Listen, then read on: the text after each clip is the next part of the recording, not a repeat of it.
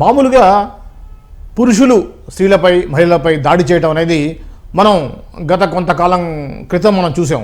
అయితే కాలం మారింది. సో ఇప్పుడు పురుషులు కూడా ఆడవారి చేత వేధింపబడుతున్నారు. ఈ క్రమంలోనే మనం తాజాగా చాలా ఉదాహరణలు చూసాం. దువ్వాడ శ్రీనివాస్ కూడా ఇద్దరు మహిళల మధ్యలో ఉన్నటువంటి విషయం.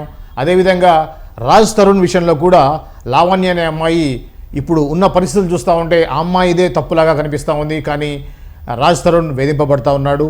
అతను ఎక్కడ కూడా డ్రగ్స్ తీసుకున్నట్టుగా ఎక్కడా మనకి ఆధారాలు కనిపించలేదు. కానీ లావణ్య విషయంలో మాత్రం తను ఆల్రెడీ డ్రగ్స్ తీసుకుంది, ఆల్రెడీ అరెస్ట్ అయ్యి జైలు జీవితం కూడా గడిపి వచ్చింది అనే విషయాన్ని మనందరికీ తెలుసు. ఈ క్రమంలో రాజన్న సిరిసిల్ల జిల్లాలో ఒక విచిత్ర సంఘటన చోటు చేసుకుంది. అదేమిటంటే కాకులు, ఏవైతే కాకులు ఉంటాయో ఆ కాకులు మగవాళ్ళని మాత్రమే టార్గెట్ చేస్తూ వాళ్ళ మీద దాడి చేస్తున్నాయి. రాజన్న సిరిసిల్ల జిల్లాలో కట్టమైసమ్మ దేవాలయం సమీపంలో ఉన్నటువంటి ఒక ఏరియాలో ఈ విచిత్ర సంఘటన చోటు చేసుకుంది. అదేమిటి అనేది ఈ వీడియోలో చూడండి.